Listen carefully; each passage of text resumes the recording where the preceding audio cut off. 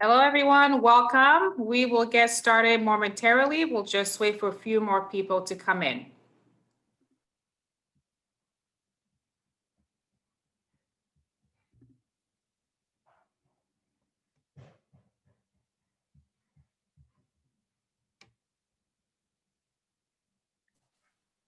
Thank you for joining us. Welcome. We will start momentarily. We'll just wait a little bit more to let more people in.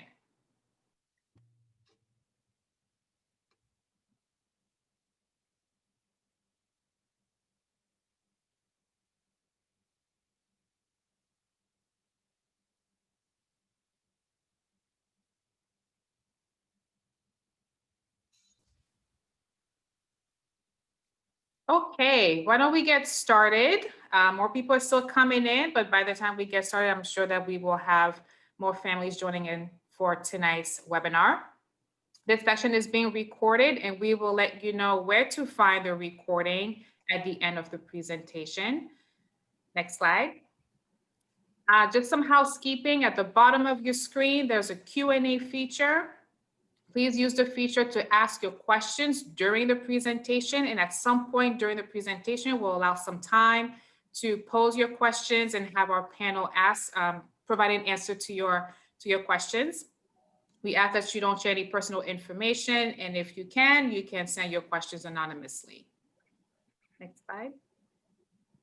Welcome, everyone. My name is Karina View. I'm the Senior Officer for the Office of Parent and Family Programs, and I want to welcome our moderator for tonight, Dan Perez, who I will hand it over right now.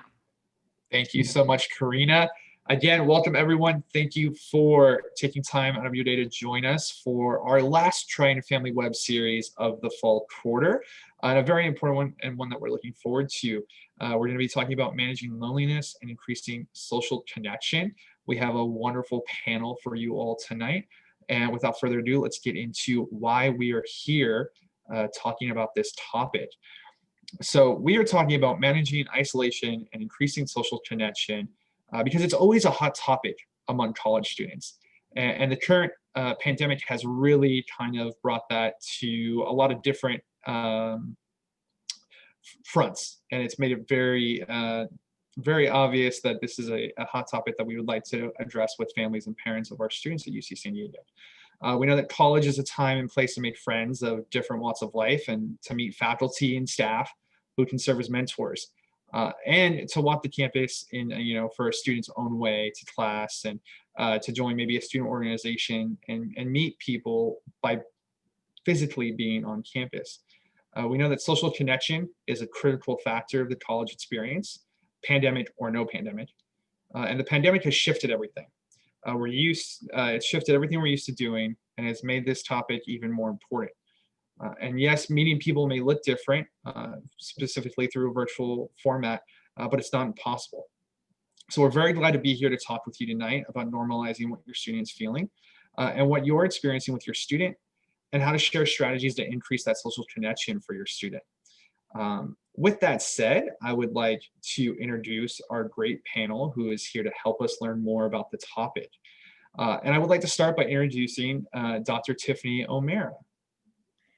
Thank you, Dan. Hello, everyone. I'm Dr. Tiffany O'Mara. My pronouns are she and her, and I'm the Director of Outreach Services at Counseling and Psychological Services, which is otherwise known as CAPS.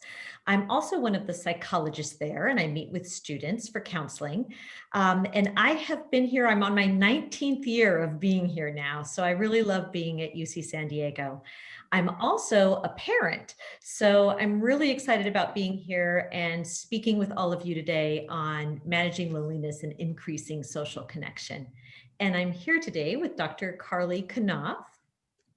Hi, everyone. I'm Dr. Carly Knopf, and I am a postdoctoral resident here at UCSD CAPS. So I am here for the first time this year, very unique experience, and really enjoying my time meeting all the students. My pronouns are she, her, hers, and I'm thankful to be here and look forward to talking with you all. Great, and we're so happy to have both of you here with us. Tonight, our panel will explore the topic through case study examples. The case studies are relatable, they're common, and they're diverse. Each will follow strategies that Dr. Omara and Carly will share. We invite you to reflect on the case studies. So as we go through these, please keep these questions in mind. Do they remind you of your student? If so, how? Do you see yourself using the strategies or tips that help students in the case study examples? And do the case study examples generate ideas you can help your student outside of the strategies offered? Now, I would like to jump into one of our first poll questions we have tonight. So if we can pull that up, we just simply would like to know where you are from and where you're joining us. So you should see the poll populated. Please select the answer that applies to you.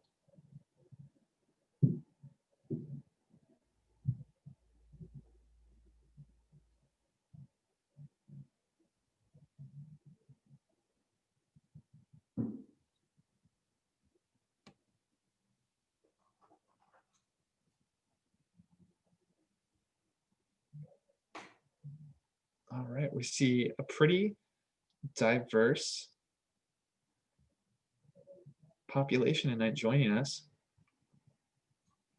A big chunk from Northern California, a large chunk from out of state. So we've got folks from San Diego, the LA area, Orange County, Northern California, out of state, and some international folks. Thank you all so much for joining us tonight. And before we jump into our first case study, Tiffany, Carly, I would like for you to share more about the current social context of managing isolation and increasing social connectedness. Of course. Thank you all for sharing a little bit about where you are. I know we don't have time for deep introductions, so it's nice to just get to know everyone a little bit. Reflecting on where your students are right now, looking at the current context. So we know that many things can be adding to stress, contributing to feelings of isolation, loneliness, disconnection, thinking of the academic rigor, being in a quarter system at UCSD. The distance learning, we know individuals are experiencing Zoom fatigue, balancing school and home life. We've got our return to learn program, and so students are being asked to receive COVID testing on a regular basis. Classes are now asynchronous, if I can say it correctly. So just getting adjusted to different schedules and not being accountable for showing up in class. For some students, that makes it a lot harder. And changing living situations. Some students had to move back home, some are on campus, and campus looks really different. And this is all in the context of COVID-19. We also know that we've seen a disproportionate impact on communities of colors. So knowing the anti-Asian racism, xenophobia, anti-Black violence, injustice, systemic oppression, on top of California wildfires, elections, social, political uncertainty and upheaval, there is a lot going on that can be contributing to students' stress. So we want to recognize the context that we're in right now. And with that, let's jump into case study example number 1. Sam is a first year at UC San Diego, lives at home, and is remote learning. The college experience has been challenging, particularly in connecting with peers to meet and to study with. Sam is not familiar with UC San Diego resources and wonders where to start to make connections. So thinking about Sam's situation, even though Sam is at home and he may have connection to family, siblings, friends that live near home, he may still be feeling lonely if he's not feeling connected to his peers, especially peers at UC San Diego. Those who are sharing similar experiences with him, classes, and this might be hard for him to relate to those living situations he's currently in. So there's a number of resources we have that can make efforts to help students feel more connected, regardless of where they're living, help them develop friendships, and we'd like to share some of these resources with you now. So the first resource is CAPS, which stands for Counseling and Psychological Services. And we're here to help provide students with that support. We're comprised of a culturally diverse and multidisciplinary team, and we're fully operational and primarily offering services remotely. You can check out our website, which will be shared for more information for all of our services, including our individual services, couples, and group therapy. And we offer services in various languages. That includes Cantonese, English, Farsi, French, Hebrew, Mandarin, and Spanish. And students, if they're looking to make appointments or want to learn more information, can check out the website or go ahead and give us a call. Carly had mentioned group therapy or group counseling, and I want to focus on that for just a little bit. A lot of students don't think about coming in for group counseling. They think about one-on-one meeting with a counselor, but for a lot of problems, group counseling is actually the recommended treatment. And we've got a couple of groups in particular that focus on relationships and building social connections. So one of the groups that we have is called Understanding Self and Others. It's run by Dr. Sophia Chang. And this group helps students get to know other students interpersonally on a more intimate level, be more vulnerable and real with each other. And they're able to get feedback from each other about how they're coming across interpersonally, so that it really helps them to gain insight into their social relationships and how they interact with people. And they get practice with how do I have conversations with people? How do I get to have meaningful conversations? So that is one of our groups. And then another of our therapy groups is one that I run called Building Social Confidence. And this counseling group is for students who have social anxiety. So many of us can get anxious in social situations. And so really it's for any student that in some way they have anxiety in social situations. So it might be difficulty making friends, talking with professors, going on job interviews, asking someone out on a date. And so the group really helps to teach students some skills to help reduce that anxiety. So this is really for students that have some good social skills, but they're just anxious. They might avoid social situations and feel nervous. They might worry about what other people are thinking about them. And so if that sounds like your student, they might be interested in joining the Building Social Confidence group. These groups are small groups of students, anywhere between 8 and 12. And so you really get a safe environment for students to come and connect with each other. And I ran the group for the first time over Zoom this quarter, and it really turned out so much better than I could have imagined. It was really successful even over the virtual platform.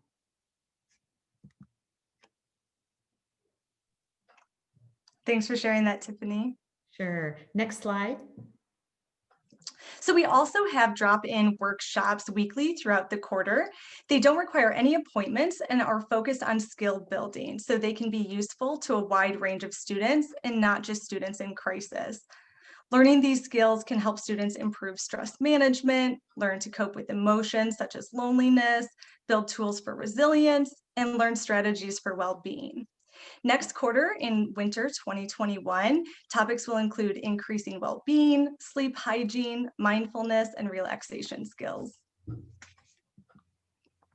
Next slide, please. And we also have CAPS community forums. These provide identity-based spaces for students to meet along with CAPS staff. These are meetings in which students can build supportive relationships, learn from one another, and participate in meaningful, engaging conversations. Students gather for support and talk about relevant issues of the day. For example, this quarter and ongoing for next quarter, I provide a forum for ADHD. So undergrad students who have been diagnosed with ADHD or experience symptoms of ADHD, trouble focusing, maintaining their attention, especially in the context of online learning. We meet each week for support, learn skills, share resources. It's a wonderful space to find that connection.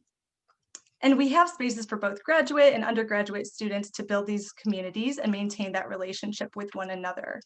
And this quarter, we've actually started a new forum that's not listed on this page, and it's called COVID Connection Alone Together.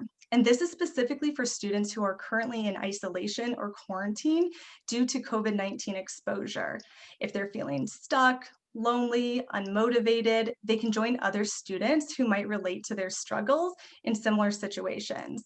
And they use this time again to connect with one another, provide support, and try to feel less lonely, especially during that quarantine isolation time. And that will be offered, currently offered this week as well as next week. Next slide, please. Thanks. All right, I would also like to take some time just to review some of our campus resources. So these are examples of departments across campus that are providing opportunities to students to meet, connect, create friendships, and build community. So we have campus community centers. So for example, we've got centers for Apimeta students. We have the Black Resource Center, the Cross-Cultural Center, Intertribal Resource Center, the LGBT Resource Center, the Raza Resource Center, and the Women's Center. So all of these campus community centers are offering virtual programming for students to be able to connect, where they might be able to relate to others who share similar identities.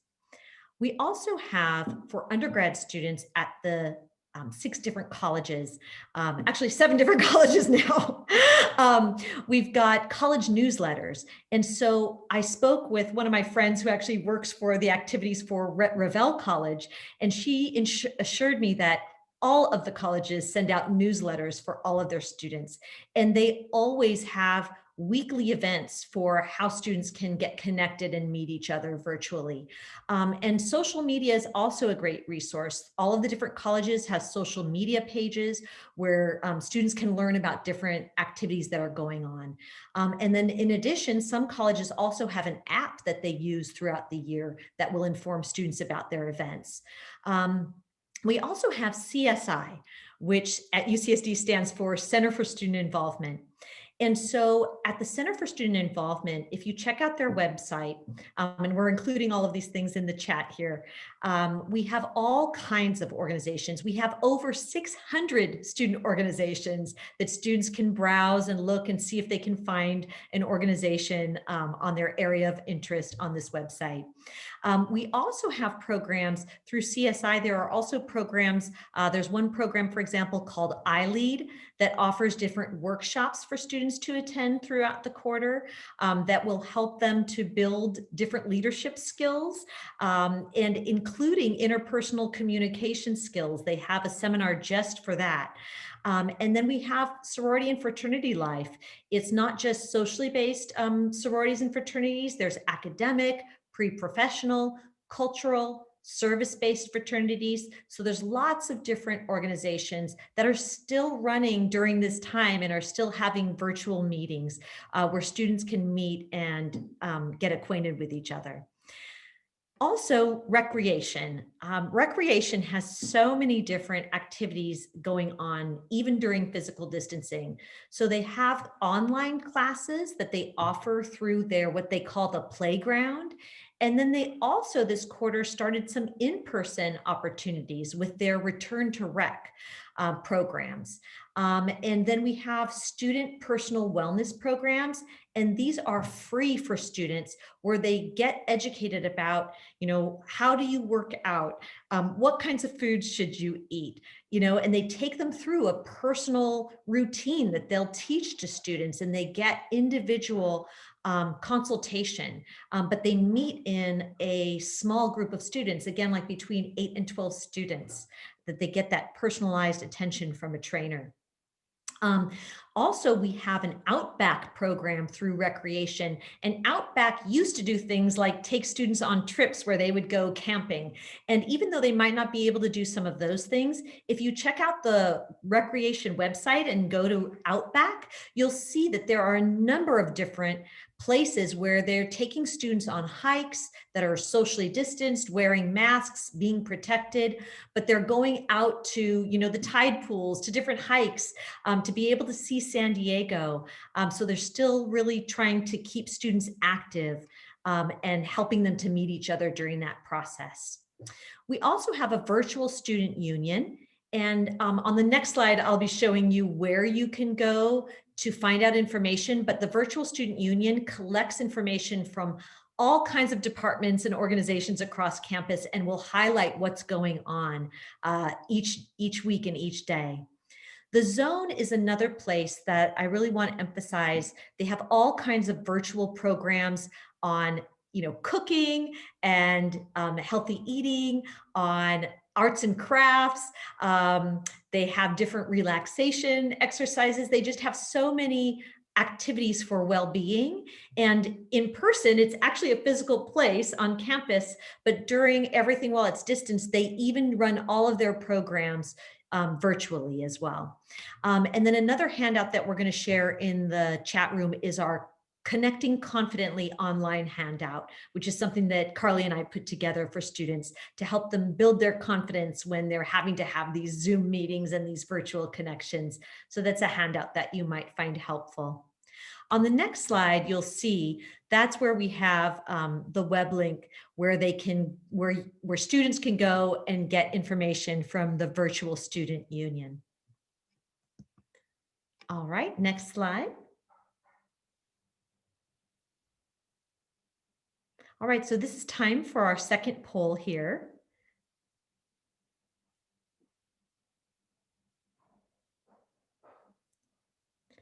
So what's one resource that we discussed that you think that you might recommend to one of your students?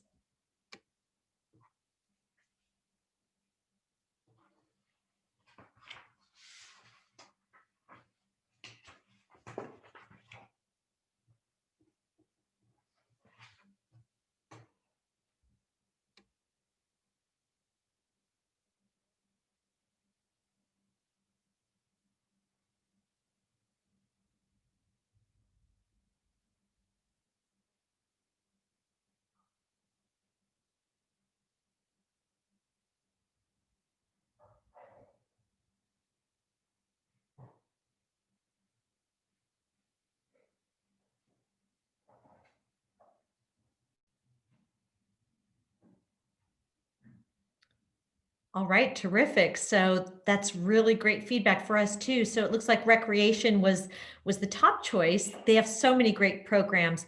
And then also CAPS. I'm really happy to see that. I think it really can help when a parent or a family member can recommend and say, hey, a lot of students go to CAPS for support. I really want to recommend that you go here. That can really help reduce stigma.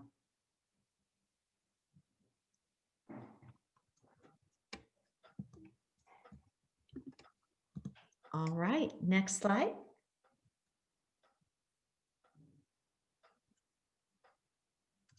Okay, so let's look at case study example number 2. Laura is a second-year transfer student, lives on campus, and is homesick. Home is out of state. She also misses the friends she made last year, with some on campus, but most at home.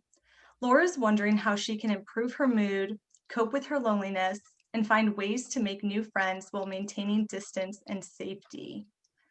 So as we learn more about Laura, we know that Laura's living on campus, but her campus experience looks and feels different than what she was expecting. She may be finding it harder to find ways to connect with other students and friends right now. In addition to the resources that we shared earlier with Sam, there are a number of tips and strategies that Laura can use to help support her own emotional well-being during this time. And while some of the suggestions we're going to talk about may seem like common sense, research has found that common sense is not always common action. There are no secrets to managing stress and loneliness, but the hard part is making these a regular part of one's routine. So on the next slide, let's look at a couple of those things that we can encourage Laura to engage in. So 5 tips to manage loneliness. The first being normalize your feelings. Know it's okay to feel how you are feeling. If a student is calling or sharing with you that they're relieved, anxious, scared, letting them know that that's normal. Second, develop and maintain a routine that provides balance. Right now, that's something we could all use when all of our routines have changed so much. So creating a daily plan that includes physical activity, time for connecting with loved ones, working on a project or hobby, and relaxing. Those are all really important things. We've created some resources that will be shared, including the GRAPES schedule. and how do you flourish handouts. Again, these are all things we've created and share with students, hoping to help them create and maintain that routine, encouraging them to take breaks and take time for themselves each day, step away from social media, news, screens, if possible and when possible, and trying to remove some negativity, including with the news. Can they step away or limit that time? And enjoy times when they can be busy, whether that's studying, spending time writing, finding a new hobby, or just allowing themselves to develop a new activity. So leaning into that creative side. Third, practice good sleep hygiene. Sleep hygiene is another way for us to say good sleep habits. We'll share another resource on that we go over and share with many students in maintaining a routine, a healthy routine around sleep. Fourth, be intentional about meaningful connections. So connecting meaningfully with others. So staying socially connected while physically distant. And although technology can help foster connections, it's imperfect. And studies have actually found at times that increased social media time can increase loneliness.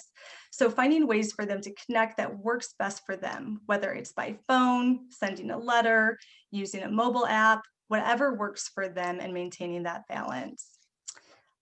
Fifth and last is focus on what you can change. Spending time dwelling on our current situation can perpetuate loneliness rather than focusing our attention on something within our control and work at that.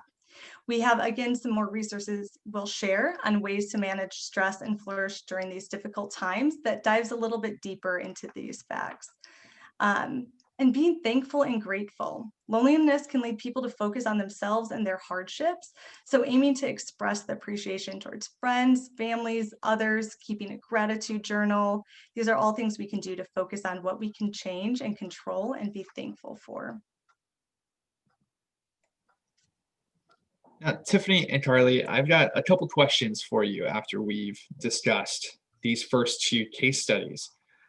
Besides the obvious characteristics of the students in case study example 1 and 2, what is the difference in the experience of one compared to the other student? In other words, one student's experience is not the same as another student. So what should families do to keep that in mind?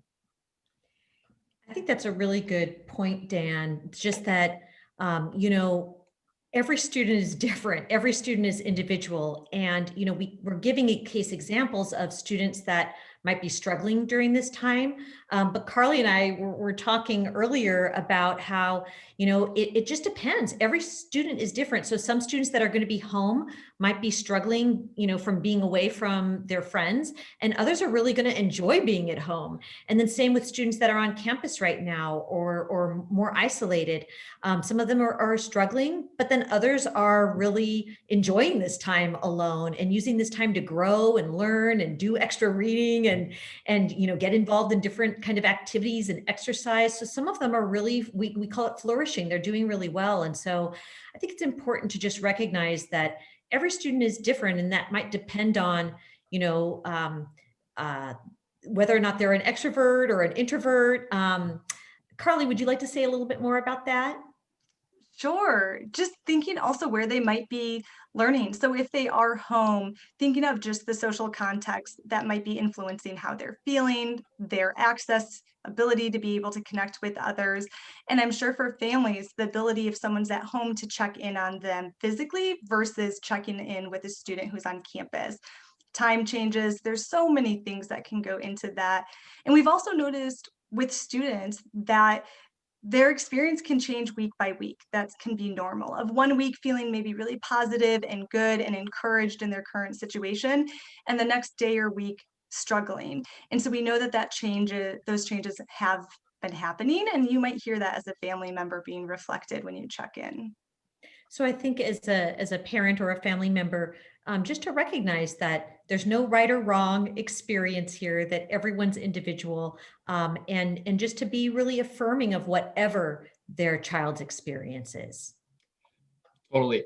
And I know we spoke about differences, and I want to ask, are the feelings of homesickness differently expressed by students in this time of pandemic compared to pre-pandemic? For me, I think that it's not so much that homesickness is expressed differently, but I just think that like the ways that you cope with homesickness might be different. So, before pre-pandemic, I might encourage students, instead of going home, stay on campus, try to get out, try to meet and interact with people. And it was just a lot easier because the campus was full and busy and buzzing, and it was really easy to meet and connect with people. And now I think that it's not that it's, like Dan, you mentioned this, it's not that it's impossible to do this, but just students need to be more intentional about making those connections virtually. And so I think that that students are still experiencing homesickness in a similar way, but the way that they're maybe going to go about it will be a little bit different. And then Carly, you made a good point when we were talking about this earlier. We were reflecting on what home is to each student. And so if a student is living back home, maybe school felt like a home that they had created. So maybe instead of homesickness, it's school sickness. Maybe for some individuals, some students, the rec center was really where they felt at home, that they had made great connections, were developing a new sense of self. And so understanding where they are and what they might be feeling homesick about and how that might be unique in each situation. And for some students that maybe usually wouldn't get homesick, maybe now they are getting homesick. Yeah. So that's another thing, Wow. is that, it just might be hitting people in different ways. Thank you.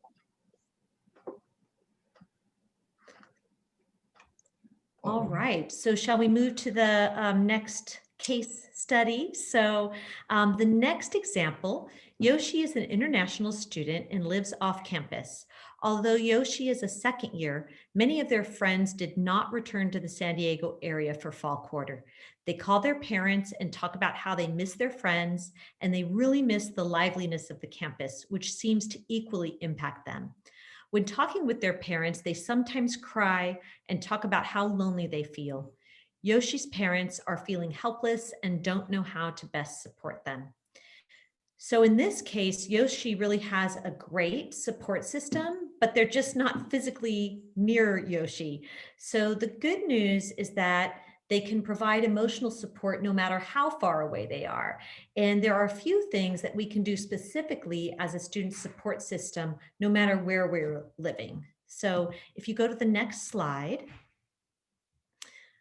In addition to the resources that we've already talked about with the examples of Sam and Laura, we also want to provide some tips on just how to support a loved one who's lonely.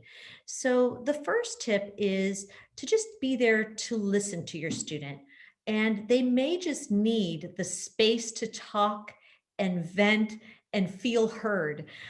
We see this a lot with students, even when it's not the pandemic, just when it's normal difficulty adjusting to the university, that students often will come to parents or a family member to vent to them and to cry to them, and for the parent to be there and say, there, I'm so sorry that you're experiencing this. This sounds really hard. This sounds really difficult. To just listen to them and hear what they have to say, and know that often when they do that, when they leave that phone call, they might be feeling a lot better. And meanwhile, you're feeling, really anxious after having had that conversation. But know that a lot of times when they're calling you to vent, that helps them to feel better. And a lot of students don't want their parent to worry, so they will tell me, I'm afraid to talk to my parent just because I don't want them to worry. So, as much as you can, be there to listen to them, and then use your own sources of support to talk about maybe how this is difficult for you.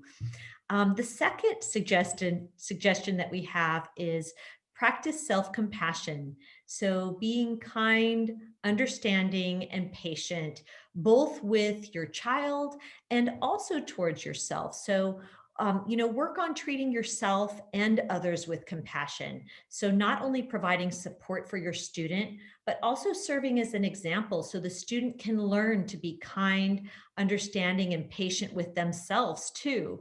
So, I think that that's something that is really important to to model not only for yourself, but also to encourage your student to be self-compassionate and to be gentle with themselves during this difficult time. The third is to contact them in a mode and a frequency that they desire. Carly touched on this a little bit earlier. Ask your student how they would like to stay connected and allow them to pace the contact. Like Dan was asking earlier, students are just different. And so some students are going to want to talk every day and other students are not going to want to. Maybe they're going to want to talk once a week. And for some students, maybe even less than that. And talk with them about what type of communication might they like. Would they prefer Zoom, phone calls, emails, text? The other thing to think about is maybe doing modes of communication that we often don't do these days. So maybe send them a letter in the mail or send them a care package with like snacks that maybe they can't get on campus. So maybe share, their favorite cookies or some kind of food from home that they don't get on campus. Sending them a picture of their pet, so think about maybe other ways that you might be able to stay in contact with them. The fourth is to be aware of the quarter system and the ebb and flow of exams. So when students are busier, we actually find that they don't feel quite as lonely. And they might really want and need that time to study. And so just to be aware of maybe even asking them, when are their midterms? When are their finals? At UCSD, some classes have midterms regularly throughout the quarter. So just being aware of that, especially for those students who are living at home. So even though they're physically there, they're likely not going to have as much availability to engage with the family. And we suggest that families really practice patience with their students. It's really hard to try to navigate university demands while also being at home. And it might be really hard for parents and family members and siblings to understand, why can't you spend more time with us when really they need to be taking that time to study?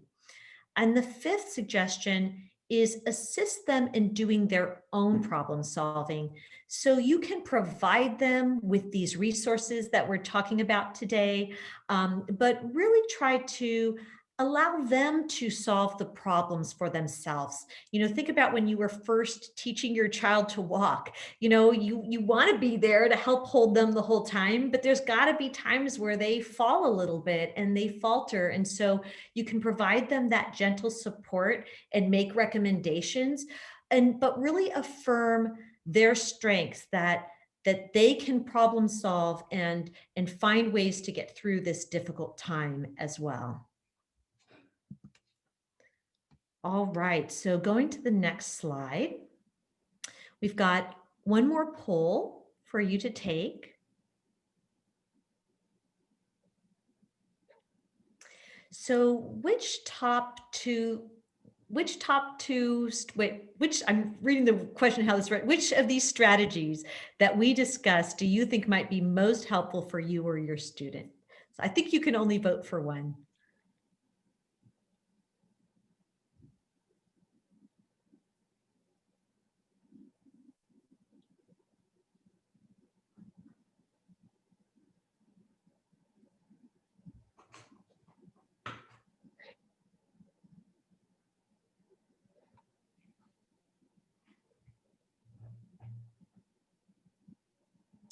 I do believe that this poll is our multiple choice poll, so feel free to select any of the strategies you think will be applicable for you and your student. Thanks, Dan.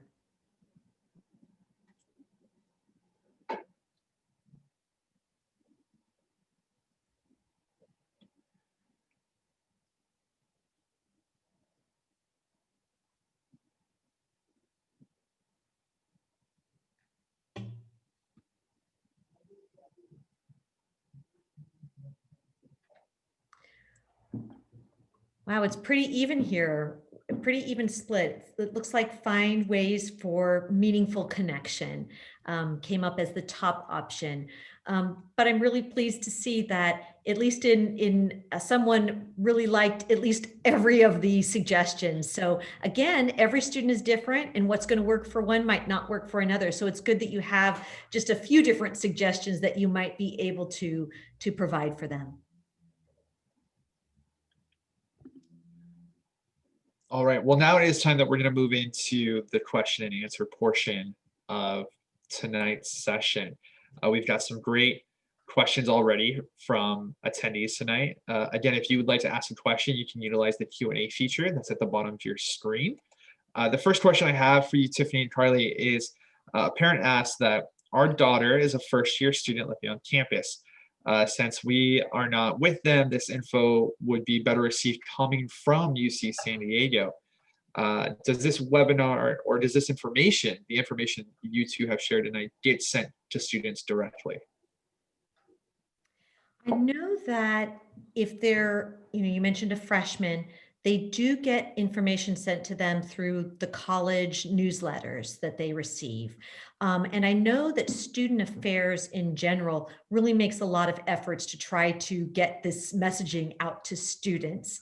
And, they're receiving information, all of these resources that I mentioned, the zone, all students get the student health and well-being newsletter, which has all of these different resources like that we talked about from CAPS and also from the zone. Recreation sends out. So students are often getting a lot of these programs, but it's just a matter of, are they checking their emails? Are they going online? Have they subscribed to the UCSD social media? That can help too if they subscribe to some of the social media through UCSD. And we often, at different times throughout the quarter, we're presenting in different professors' classrooms to different groups, sorority and fraternity life, the first year experience courses. So whether it's virtually, in person, through newsletters, we are definitely trying to share that information. Great. Another question from a parent tonight. The parent says, I love the sound of building social skills group. Any tips on introducing the idea of that group to an introverted student who would shy away from a group meeting? That's a great question, and one that I get a lot. So let me tell you a little bit about this. So one, just to clarify, so the group really focuses on social anxiety, reducing anxiety, and not so much building social skills. Although there are groups on campus for building social skills. But as far as social anxiety goes, here's an example of what you might say, if you feel comfortable telling your student, hey, I went to this presentation and I learned about this group and it sounded really interesting and I thought it might be something you would be interested in. And the counselor that was talking said, and let me tell you what I'll say, that a lot of students, when they first think about joining a group, it's really scary for them. Because of course, if you have social anxiety, the last thing you want to do is go to a therapy group, right? Mm-hmm. So you want to avoid that. But interestingly enough, when the students do attend the group, the first time they go to the first session, they tell me that they're really nervous to go to the first session.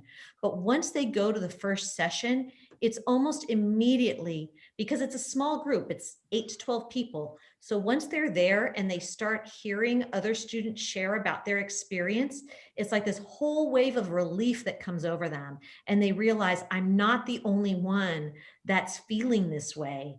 And that once they get into the group, some students say that it's the highlight of their week and that they look forward to it. I don't want to pump up the group too much, but one of the students this quarter said, this group changed my life this quarter. And students will say, if students knew what this was like, they would be banging down the door to get in.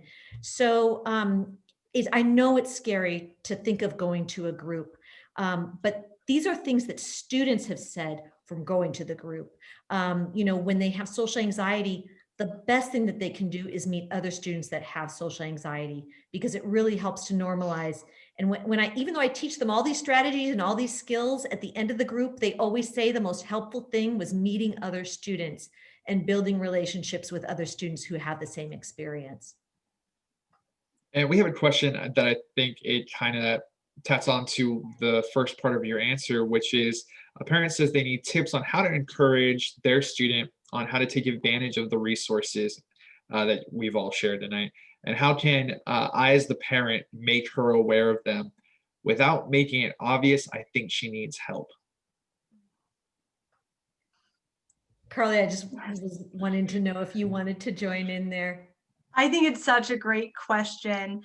I think for each student, it's going to be so different knowing what that student responds well to.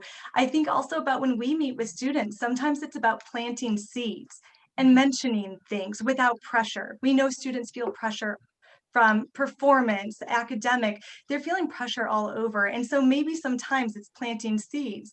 Oh, I heard about this. Did you know Johnny at this other school had a really great experience? So I know for each person and each relationship, that's going to look and feel and sound different. And that first part came into my head of planting seeds of things. Tiffany, what would you add? Well, I'm just thinking of my own daughter, and if I tried to give her a suggestion, she'd go, "Mom," would have that kind of reaction. And so, I think it's delicate, right? But if you feel like you have the type of relationship with your student that you might be able to say, something like what I mentioned before, like, "Hey, I learned about this, and I heard that this is helpful for a lot of students. I'm wondering, do you think this would be helpful for you?" So that way you're phrasing it like not, "I think you should do this," but you're letting them learn about it and say, what are your thoughts? Do you think this would be something that might be helpful for you? And then give them a chance. And they might say, "No, Mom, no, Dad, leave me alone." But then, they've heard about it the first time. And then maybe they hear about it again through another resource. And then they go, "Oh, you know what? That's what Carly means by planting seeds. Like, I heard about this group before. Maybe I'll give this a try." So sometimes students aren't ready to hear these suggestions, at first, but maybe in a few weeks or a few months or next year, then they might be willing to give something a try. Great. Another question from a parent is, the parent says that they are concerned about how some professors have not changed their teaching methods, even though online distance learning is very different than on-campus instruction. Are there any strategies or tips you would recommend for the parent to help support their student, maybe dealing with some academic challenges because of the shift to virtual learning? Well, one thing that just pops to my mind is that there's the Teaching and Learning Commons on campus that has a lot of different resources for students, including like study resources during this virtual time, and also tutoring. I know Oasis has tutoring resources for students. And so again, just maybe pointing them in the direction of some resources. That's got to be difficult though, I know, especially when you feel like there's nothing that you might be able to do with the faculty. Another thing that you might do as a parent that I'm just kind of brainstorming here is reaching out to the dean of the college for wherever your student is. Because deans like, I think, to hear this kind of information and feedback from parents. And the dean of the colleges, they have contact with the academic advisors, they have contact with faculty and professors, and they might be able to give feedback to, like, for example, there's faculty that have, that work a lot with the academic advisors. And, if they can get that kind of feedback to the professors about how much students are struggling, and also the Teaching and Learning Commons would be another place to contact and give them feedback about how students are experiencing the learning in the distance learning and how some professors aren't really adjusting it. Those might be some outlets for parents to be able to give some feedback that it might actually get to the faculty members. And some faculty, I think all faculty there, they have their virtual office hours. Again, depending on that relationship, how comfortable the student feels, they could show up to those virtual office hours, show that they're trying, ask for support, reach out to a classmate and ask if they want to study virtually over the phone. I know that's something a lot of students have said they miss, is just getting to meet people in the classroom, hearing how other people are learning or struggling to know they're not alone. Another question. Parent writes that I have two daughters who are attending 100% virtual classes. They are both first years. They're quite worried they might feel lost next year when they move into their second year. What kind of advice would you provide? And what would you recommend, or would you recommend some kind of program they can participate in virtually? I'm just sitting here because I'm really relating. My daughter's a lot younger, but she's starting her first year in middle school virtually. And so then it's delaying her start of middle school till next year. And I'm thinking, it's really going to be like her first year in middle school next year, if she gets the chance to go in person. So I can really relate to this parent. I think that likely a lot of the students who've been all virtual this whole year, they really are going to go through a lot of the adjustment that our first years usually go through, but in their second year. And again, all of those adjustments and feelings are really natural. I think that, if they're going to be on campus, my guess is that Student Affairs is going to be very aware of this and offering a lot of programming for students to be able to connect with each other. And again, keeping, for those that live off campus, keeping in touch with all of the different activities that are going on and really encouraging them to, in those first few weeks, in the first few months, yes, of course, you want to pay attention to your academics, but use that time to also make it a priority to connect socially. Sometimes at UCSD, I find that my students in counseling, when I worked at some other colleges, I was always trying to get students to study. But at UC San Diego, I have to try to get students to socialize. Yeah. So, these students are so academic, which is great, but it's also really important to become well-balanced and, get out and join recreation, get out and join some organizations, get out and meet people, and put a priority on those types of activities as well. Another question from a parent. My son is a transfer student living at home in San Diego. He's usually a straight A student, but yesterday was really upset. He told me he's having such a hard time finding motivation for anything, even non-study related hobbies like playing guitar, mountain biking, etc. How can I help him? One thing that comes to my mind, and I'll also want to hear what Carly has to say too, but when I'm hearing that they're losing motivation and that they're not interested in things that they usually would be interested in, it's possible that your student might be experiencing some symptoms of depression, just because we see that a lot with students where they're losing motivation, they don't have the same interests, they might have more of a sad or an apathetic mood. If they are not having as much of an appetite, or maybe they're sleeping a lot or having trouble sleeping, a difficulty concentrating, these could be signs that they might be experiencing some depression. And just to say, I just want to say that a lot of students are experiencing this right now. Students that maybe don't have any history at all of any mental health problems, depression or anxiety, suddenly now, because of the pandemic, are now experiencing those type of symptoms. And so, this might be one of those cases where when you approach your student, you want to really think about pointing out behaviors and what you're noticing versus making comments about them personally. So, for example, not saying something like, "What's wrong? You've changed. I can tell something's different," but instead pointing out, I can't help but notice over the last few weeks that I've noticed that you don't seem to be as interested in things that you usually like doing. You don't seem to have as much energy. You've complained to me about how it's difficult for you to have motivation. When people are feeling this way, sometimes it helps them to go and talk to a counselor and talk about this, and that they find this can be really helpful for them. I wonder, would that be something that you might be interested in? And maybe encouraging them, these kinds of signs that they're having this experience, it might be that counseling could be something that could be really helpful for them. That being said, it doesn't mean that everybody needs to go to counseling that experiences these things. all the other resources that we've talked about could also help the student to feel a little bit better as well. So even if they're not interested in counseling, maybe they'd be interested in going to a workshop where they're going to learn different skills, or maybe they're going to be interested in going to recreation. One of my students signed up for tennis classes.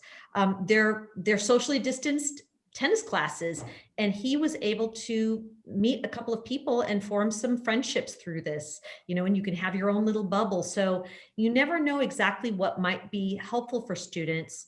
As we keep saying, students are all individual, but it can help just to make these suggestions in a way where they're not going to get defensive about it. I saw recently something saying that your student isn't falling behind, they're surviving a pandemic. And I think reminding ourselves, it is a very challenging time. We are going to be showing up differently. What is an adjustment? What is a warning sign? Tuning into that. And I think those resources, like you mentioned, Tiffany, the GRAPE schedule can be a great place to start. We know that structure and activity is so helpful in managing anxiety and depression.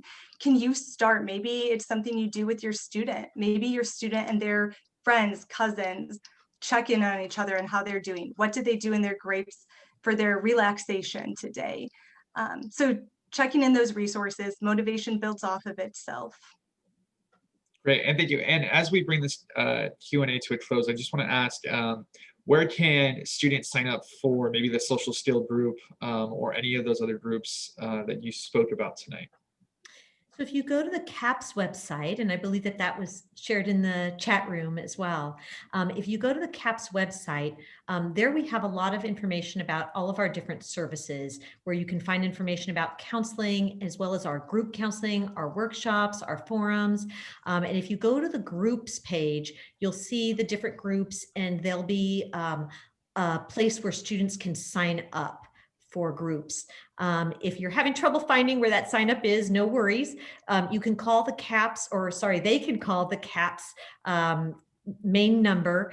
And again, the two different groups, Understanding Self and Others, and also the Building Social Confidence group. Students can call and just say they'd like more information about either one of those groups. Great.